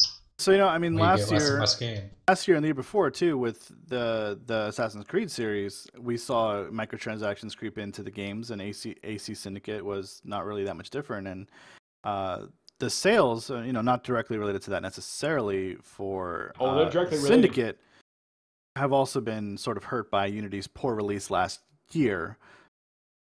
No, Ubisoft has come out and straight up said that the poor sales of Syndicate are directly related to the buggy nature of Unity.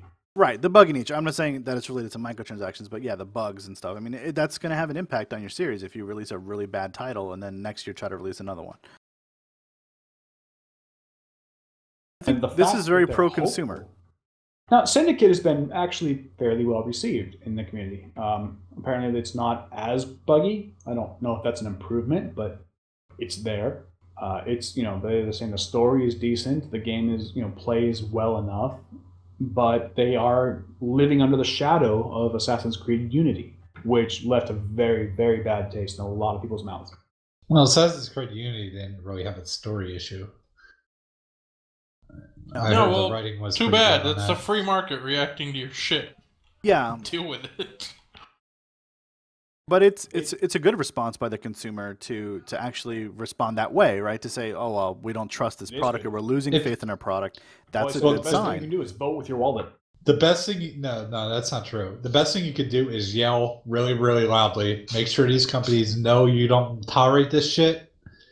Because a lot of things got changed. Like Square Enix recently did with the Deus Ex pre-orders. They changed that because that was completely shitty.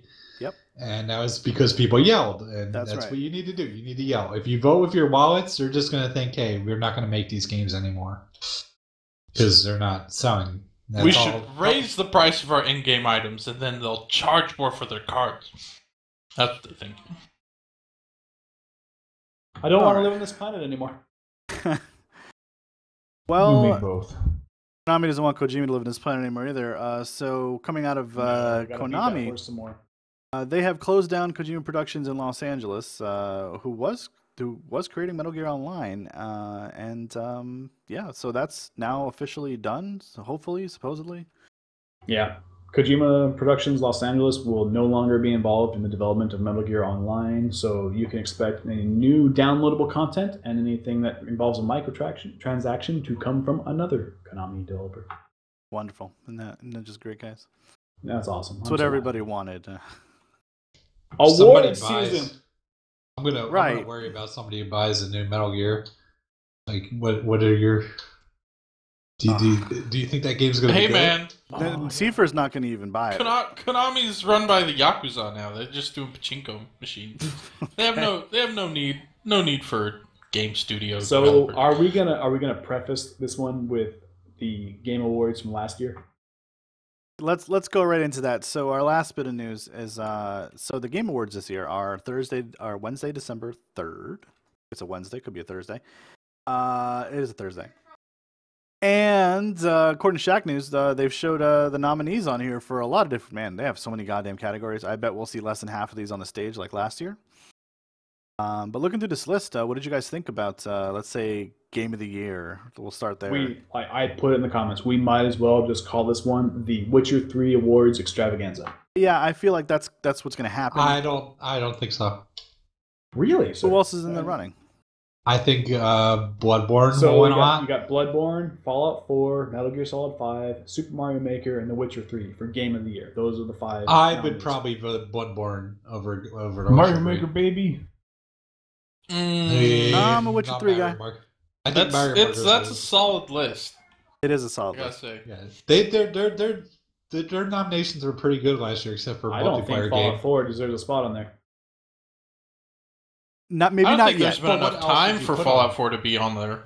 There else hasn't did you been, put but on I mean, last year there wasn't enough time for Shadows of Mordor either.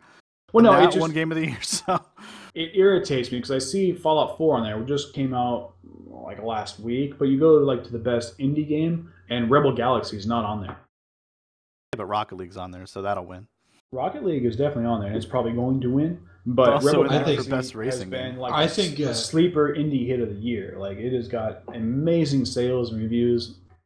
I think her story doesn't belong on there, but that's just me. Do we just want to run down this list real quick? So we know what the I hell think we're there's talking a about? couple categories that are worth talking about. I think the other one is best action adventure game. This was a big category last year too. So Assassin's Creed Syndicate's on here, Batman Arkham Knight, MGS5, Ori and the Blind Forest, and Rise of the Tomb Raider are all on this list here. I guess Witcher 3 is not on here, but it is on best role-playing game. It So falls into action RPG. yeah, they put it down in best role-playing game. Usually, when you're talking about action adventure, you're talking about games that aren't role playing games. Well, Rise of the Tomb Raider is a role-playing game, no different really. No. Well, if you're not involving like stats and gear and the combination. Okay, if there's no gear and stats, sure, but It's, you have it's ability an action adventure upgrades. game with role playing elements, just Yes. like every game nowadays has role playing elements. Every game, so. yeah. Yeah, the upgrade paths in like Arkham They're going like and the Assassin's best Creed. shooter. Star Wars Battlefront's on there. It's not even out yet. Yeah, that's a big stretch. we But a haven't lot even of that, seen the of course, game a yet. lot of the games media has played Battlefront, so they could actually come. I mean, I think it's fair. All right, maybe. Oh yeah, we haven't seen it yet. But, That like, comes Rise out of- this Tuesday, doesn't it? Best fighting game, Rising Thunder's on there, and it's not out yet either. So Yeah, that's not out yet. Is that even I going to guess come there's out by the just end of the year? multiples the same game in each category.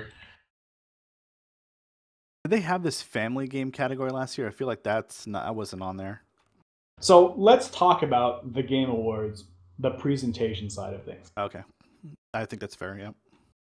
So last year, I think it just ended up in like a freak occurrence that a lot of us happened to be on TeamSpeak at the time and say, "Hey, let's all watch the Game Awards." And the bulk majority of us happened to be drinking at the time. So we ended up having a kind of IGC Game Awards show where we're all watching the Game Awards, we're all on TeamSpeak, and we're all drinking, and it was just the most hilarious thing we've ever seen. This year we're going to make that official. Yeah. Oh yeah, we'll talk about that. We're going to do that officially. But, The official IGC name for the Video Games Awards is the Video Game Adverts. Yes, that is absolutely. a very apt description. It was, I think they devoted maybe like a 10% of the time of the show to actually awarding games, whereas the rest of it were advertisements and game reveals and game trailers, and that kind of really put a lot of us off. Yeah, I mean, they didn't show Wasn't a lot that of the whole thing, awards. like 3 hours? I mean, Jeff If Keighley I was recall. like handing people awards like on the side of the stage too, like Right, like a lot of the major categories that they were giving awards in, they didn't even present. They're just like, "Hey, the best winner of this is this, and here you go. Have a good day. Bye." Some of them did not, some of the categories did not even go on stage. You had to go They didn't even on the get mentioned. website to see who won. Yeah, and yet we saw Boogie 2988, stroll out on there. Like I don't even know. Like the format is very strange and odd. I guess he was trying to be really edgy with it. I hope this year it's better. There's less advertisements and just more about doubt games. Just more So I games. think Show we- me the awards on the damn stage. There was So- one good thing that came out of the Video Game Awards, and that's the when they honored what's her name from Syria. Yes. Help me out From here, Claudius. Sierra. Oh, Roberta Williams. Yeah, that was the Roberta best Williams. thing, and even that was Yeah, kind the of King's. an advert for That's King's where they Quest. revealed King's Quest, which Yeah, actually was a good. Well, the first episode is good. We don't know because like we're just saying other episodes. but I mean, even that was kind of an advert. I mean, it was good when she was on the stage just by herself, and then they brought the Roberta people and Ken from Williams got up there. Yeah. Yeah, and King's then Quest they isn't brought- even on this list, by the way. yeah, and then they brought the people from King's Quest, the new developed game, and that was really awkward having them on stage. It was a mess. But it was this- just advertising. You know what needs to be added here is best episodic game, like because there's so many of those now, and it's more than just Telltale. Like with Life is Strange, for example, was an episodic game. What was another one? Was Her Story an episodic game? No. I think there was another one that was pretty good. But anyway, I think that's Telltale, Life is Strange. category that is going to be building more and more. Well, King's Quest you could put on there. That was an episodic Yes, that game, was so episodic. that's another one that could have been on this list. But King's was Quest really isn't even good, on too. here anywhere, so I know, right? surprising. So it came out too early in the year. I'm kind of disappointed Maybe. with their best fighting game category too. Wasn't Guilty Gear released last year? It was last year, yes. Yeah. So why would that be on there? No idea. And they didn't have like any of the new fighting games that released this Well, year. maybe because there was an Evo since the last Game Awards and this one. Who the hell knows? So I think we all decided, like a little bit before the podcast, we were talking about the Game Awards, and we're going to talk about it more next podcast. But since it is December 3rd, we're probably going to do like a special IGC simulcast where we all get in TeamSpeak and go just have fun with the Game Awards again. Yes, we will do a simulcast, absolutely for sure. We'll definitely do that. So you can look forward to that. We'll talk about it next podcast because it'll be a couple days just before that. Yeah, so we'll be doing the Game Awards, and you can come listen to our coverage of that on Twitch. So let's run through this because I'm starving. Let's talk about announcements and debuts. So the first really odd one is apparently Cloud is being added to Super Smash Brothers. Go figure. People were going crazy about this. They really fucking were. Lol. I don't think this is any weirder than when they added Ryu. I mean, I don't know. I think it fits more actually than Ryu does, but It probably is more was, appropriate. It was really, really interesting because there hasn't. I mean, Final Fantasy VII has not been released for a Nintendo platform. So and now true. Cloud is appearing in Smash Bros. So Yeah, it's kinda, but Final Fantasy does have a storied history with Nintendo franchises, and so did Street Fighter. So I mean, there's some connection there at least. It's not like completely random. It's funny because 7 had a particular history with Nintendo being a bad one. That's why they went to PlayStation on that console for the title. Yeah. I mean, it's not like they're adding Sonic or something. You know what I mean? But I mean, it's pretty cool nonetheless. If I was playing Smash, it was the only reason I would buy a Wii U. I would be pretty excited for that announcement. I mean, I kind of was excited for the announcement even though I don't play the game. So Yeah, it's a pretty cool announcement. I'm not excited. Well, Just That's average. putting Cloud in everything. Yeah, why not? I was like, yeah, dog, it's just another, $4 I got to chip out to get on both my 3DS and the Wii U. Well, most people will pay. It's just more money.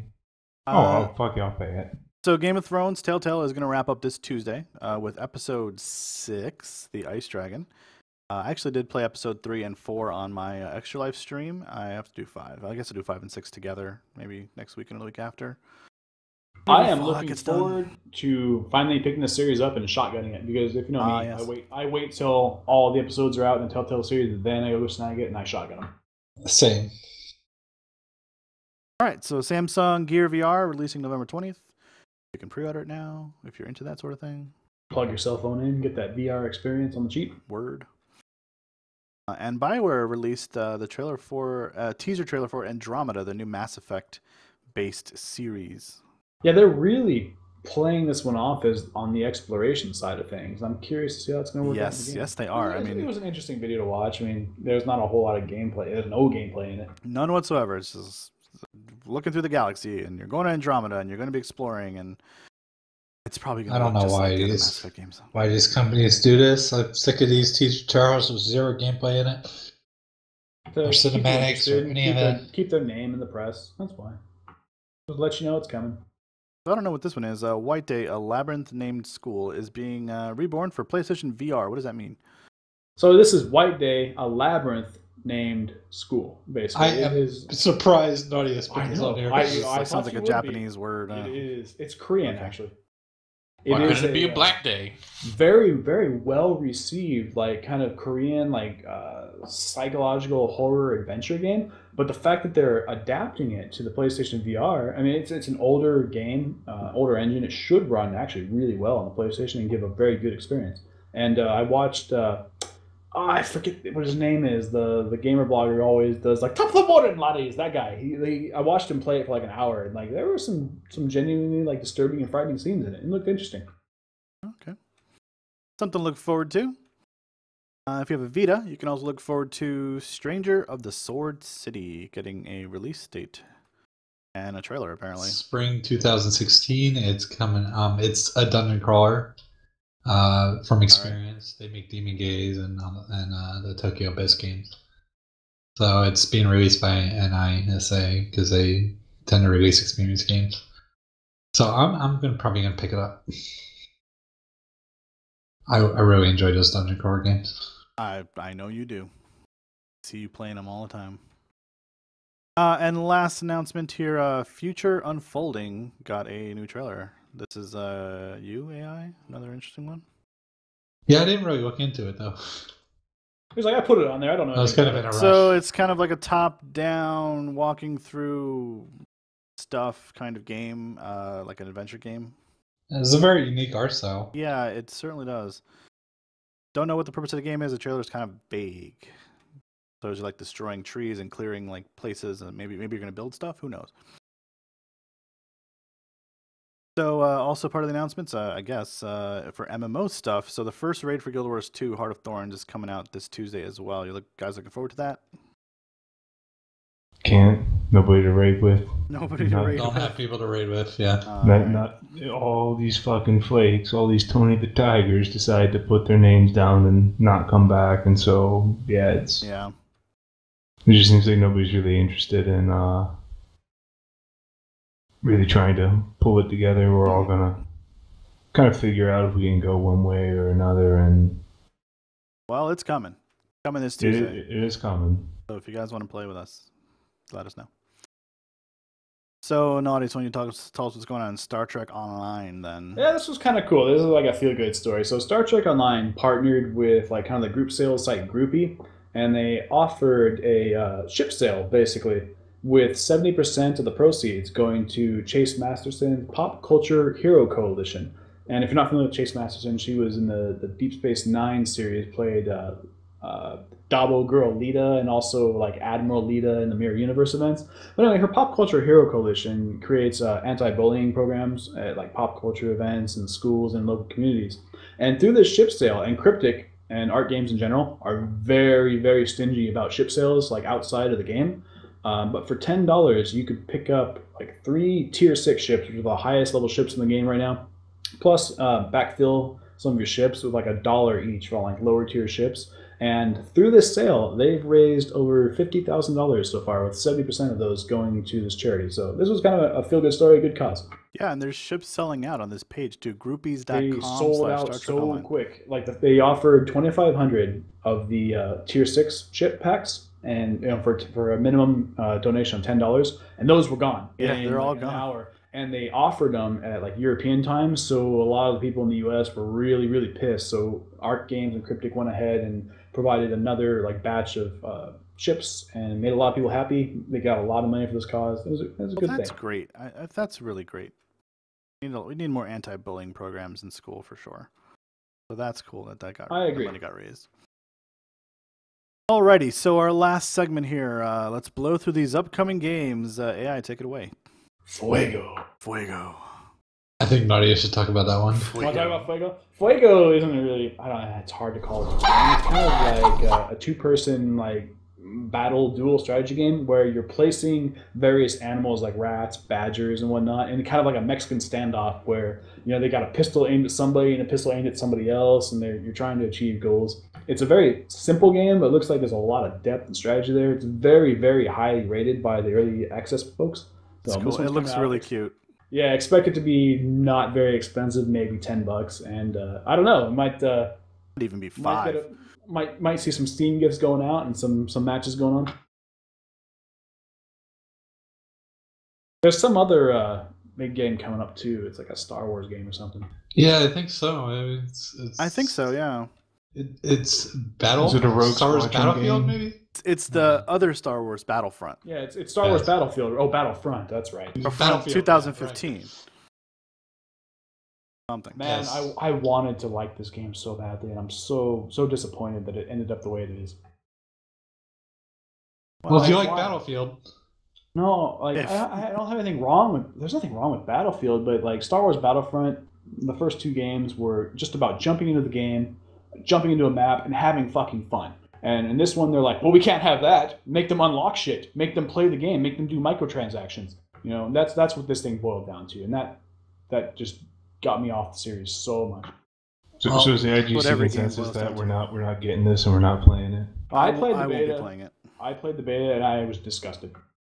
well, it's Damn. coming out on PC, Xbox One, PS4, November 17th. If you want to deal with the microtransactions, you have a lot of money to spend. Yeah, if you want to Maybe you level might up enjoy your it. character to get the tools and equipment you need to play certain maps, then by all means, go play some Battlefront. Alrighty. The next And one we we- already mentioned. We already mentioned Game of Thrones Episode 6 coming out PC, PS3, Xbox 360, Xbox One, iOS, PS4, everything but Wii again, and 3DS, and Vita. Need that trash on my system anyway. Whatever. Coming out Of November fucking 17th. Zelda. Whatevs. Moving on. Sword Art Online Lost Song, this is the English release, is coming out. It's an action RPG. It's coming out PS4, Vita, November 17th. So if you're into the anime, might be worth picking up. Game, I thought about not putting this on here, but I guess it's worth mentioning. Deadpool, which is a remaster of the old Deadpool game on PS3 and Xbox 360, is coming out on PS4. It's a beat 'em up action type game. And it's coming out November 17th. Wasn't really that well received before, so I don't know why they're remastering it. Who knows? They just decided. Stellar Glow is coming out. It's a JRPG. It's coming out for 3DS November 17th. This is kind of a big release for Weebos or Weiboos or whatever you want to call it. Those people who play those games. Is Papa J getting it? You know he's not. It's not on Nintendo's website. He's got to buy his Cloud DLC instead. Hard West. I guess Nadia's is going to take this one over. This one looks really cool. This is a kind of like an adventure RPG set in a Western setting, but it has a lot of like steampunk and supernatural elements to it. And I think last podcast, Gray, you and I were talking about there's not enough RPGs that break out of that kind of medieval England, Yeah. RPG archetype. High This is one fantasy of them. kind of thing. Yeah, this is not high fantasy. This one looks pretty cool. It's got a really good art style going to it. Looks like the story is pretty good. I am going to be picking this one up, so expect me to give you It's the got a lowdown. Western feel to it. Reminds me of the old Jagged Alliance game, obviously, A little though, bit. with a Western feel. It's Western without being steampunk, which Well, like I is said, good. there's steampunk elements in there, and then a lot of some supernatural elements. There's more going on than just the whole Western thing. Okay, I can dig it. I And can that- dig it. That's coming out PC November 18th. Assassin's Creed Syndicate is getting a PC release, so it'll be interesting to see if it's going to be a buggy mess like most PC ports. I think this Are- is where Ubisoft is looking to make up their sales figures. They're hoping that the reviews from the console. Oh, come on. Sell some, but But No, it's not gonna happen. Ubisoft on the PC. You have to deal with Uplay and all that other bullshit. Even if you buy it on Steam, so I would definitely put a red flag up here. If you buy this one at your own risk, because their games do not run very well on PC and have lots of DRM. Yeah, don't expect to be pleasantly surprised. All right, I thought this one was interesting, so I put it on here. Typo Man is coming out. It's a platformer mixed with a word game where you kind of move letters together to form words that affect different things, kind of like Scribblenauts. But it's essentially a platformer instead, which Scribblenauts really kind of was, but not so much. But It looks it's okay. It's coming out on Wii U November 19th. A lot of stuff coming out this week. So Wii U gets an exclusive third-party game. Good for them. Wow. That and Kerbal Space Program. Does that come Kerbal out? Space it's Program coming out next is year. exclusive. Well, it is for the console. The only console that will have it. Anyway, moving on. All right, Naughty, want to take next on too? Sure. We got coming out on Steam for the PC. 12 is better than 6, which is a top-down action shooter. Think kind of like Hotline Miami, but it's black and white and red. And you got the characters in the train all drawn in black and white, and you shoot people and they turn red. Looks fun. This is a I'll probably Kickstarter play it. game, So- right? It is. So we got free Western games coming out. That's I don't interesting. know. Yeah, kinda isn't that cool. interesting? That's not This something one- that happens very often. Yeah, this one's a pure top-down action shooter though. You're just gonna go in there, shoot a bunch of people, expect to get shot, probably die a lot, have a good time. Yep. All you see is a sombrero and a gun. And no We got- color palette. No colors. Except for red, Just red. plenty of red. All right, we got an official Nintendo licensed game coming out. So are you buying this one, Papa? Mario Tennis Ultra Smash. It's a tennis Yay. game. I played a Mario Tennis since like the N64. Well, if you're interested in that sort of thing, it's coming out on Wii U November 20th. Another Nintendo exclusive, Pokemon Super Mystery Dungeon. What? Yeah, it's What? a roguelike Pokemon game. A roguelike Pokemon game. This will be But fucking you hilarious. you play as a Pokemon, you don't play as a Pokemon trainer. That is such a stereotypical JP Okay. name. Pokemon So- Super Mystery Dungeon. It's coming out on 3DS November 20th. Honestly, I think this one looks pretty terrible to me, from what I've seen of it. Coming out on 3DS and Super Nintendo. Right? Something like that. Super Mystery Dungeon. I mean, come on. It It used looks to like be a their Super naming Nintendo scheme game. back in the day, right? Super Mystery Dungeon. 100%. Metroid, and then Super Metroid, and Well, they then still do Metroid it. Super- 64. They still do it. I mean, There was no Mario Tennis Metroid game Ultra released on the Smash. N64. I know, I'm just saying. Super Smash Brothers. That would have been what it was called, though. Baby. I hate you guys. Ichiban I'm Metroid. gonna go drink. I'll wait till you get. Wait till That's, you get to the why do you next have to go drink? Just drink now. I think AI Monster and I have found common ground here. With? Oh, the next one? Indeed. May, why don't you go ahead and lead into this one? So I know Papa has played this, I believe. I haven't Konami- played it. I have watched it though. Oh, okay. It fucking feels. So, so this is how do you pronounce this? It's Clanad. Konami. Clannad. So yeah, this is the visual novel story of Tomoya Okazaki, a guarded delinquent student at a high school, struggles to not only make sense of the abusive relationship he has with his alcoholic father, but to also find meaning in his life. So Wow. we're dealing with some very mature themes here. And looking at this one, visually it's absolutely gorgeous, especially in the Steam remake, where they've upgraded all the artwork and the visuals. And I think we've joked about it a lot, but I think we're probably going to snag this one and give it a go. And this will be the first Japanese visual novel that Nautilus engages in. Wow. Mind Fucking you, if I milestone recall, today. This is the English release, This is correct? an English, Because yes. this has been out for like 9 years. I know This this has been because out for this a is long one of the time. this There is one of was the first a- things I got into. There was a Kickstarter to get this translated into English and put onto the PC platform, and that Kickstarter was wildly successful. They raised over $500,000. Jesus. You just never know what's going to hit sometimes. I think this is one of the biggest visual novels, one of the older ones as well. It's 300 hours long if you want to full Holy path crap. and true ending, Jesus. everything. Like, if you want to go, Okay. because there's like 7 chicks, and I don't want to spoil it too much. There's like 7 chicks you can kind of make your Romance? meets with. Yeah, essentially. I hope you got a lot of PTO. It's not 'cause- really just. It's not a day. It's not creepy like that either. No, it's not. It's a pretty standard. I wouldn't really call it a dating sim because it's more about the story than actually dating the girls. But yeah, Exciting. It's 300 hours to full do everything. That's if you have a guide and you're just fucking blazing through the stuff. It's a really long game. You should stream it. But if you've seen the anime, it fucking shit knocks you right in the feels at the end of after story. I'm not sure Nautilus is gonna like this or not. I don't really know. Well, then we'll just hear about it next podcast, won't we? We'll find out. It's very interesting I in don't picking get it. that up. The next one's going to make Cipher hard. I don't know. I don't think he plays games anymore besides Final Fantasy. He doesn't. He doesn't do anything. Are you even picking this up? See Bloodborne. I don't know yet.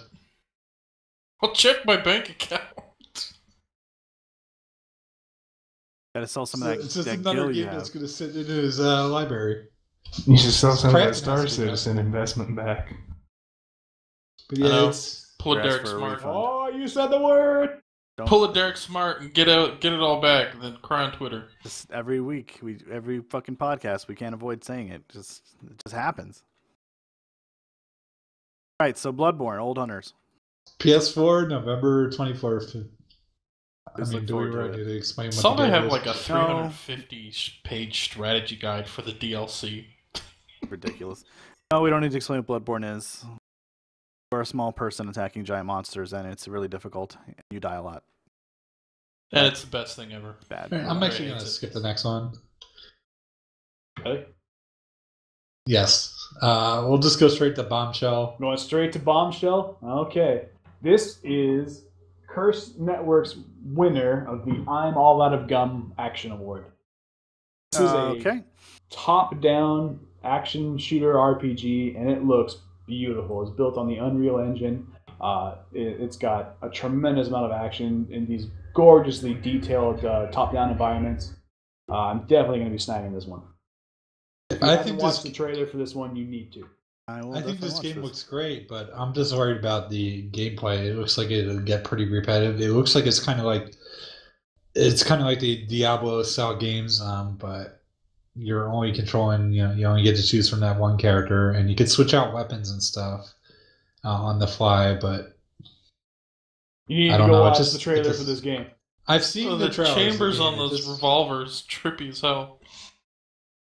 The game looks great, but I'm just not The sold on the environments gameplay. are beautiful. It looks like it's got like large kind of Metroid, style bosses and whatnot to deal with. I'm really looking forward to this one.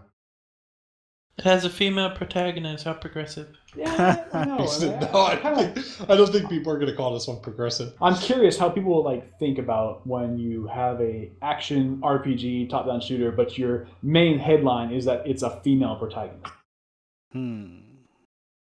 I don't think That was never. Outrage culture. Outrage culture. I Gotta- sure This is We am all going to live in piss it off now. a lot of. This game's going to piss off a lot of feminazis. I hope so. We all live in it now. You're kind of right. We do. Holy So shit, we're gonna talk we about done? this. Talk about this last one or no? No, we won't talk about that. Alrighty, so that's all the shit that's coming out. That's a lot of games that are all coming out. A lot of them are coming out this week. Tuesday onwards to Friday, there are games coming out that you may want to pick up, and we just talked about all of them. So get your wallet ready for the hurt. And the holidays coming around the corner too. So get ready to gift your friends some games. Luckily, the games I want are indie, so they're only like $10-20 each. Yeah, so save money buying indie games. They're usually pretty good anyway, for the most part. We will see you here again for our 52nd episode in 2 weeks on Sunday, November 29th. That is the Sunday after Thanksgiving, so hopefully everyone will make it. And then the Thursday after, we'll do our simulcast Game Award commentary, which is sure to please. It'll be lots of fun. We'll be drunk, and we will probably be telling lots of bad jokes. So please come watch us here on twitch.tv/GreatJeralden. In the meantime, if you want to know everything going on in the Impact Gaming community, you can follow us on Twitter at Impact_GamingCM. Watch our YouTube stuff at Impact Gaming Videos. And of course, you can always find this podcast, tell your friends, on iTunes by searching for IGC Podcast. Subscribe to us. Leave us a review. We really want to read that kind of stuff. And if you're looking to just get into games, MMOs we're playing right now, check out our front page at impact-gaming.us. We are playing lots of stuff right now, off and on, and we'd be glad to have you. So we will see you guys in 2 weeks next time. In the meantime,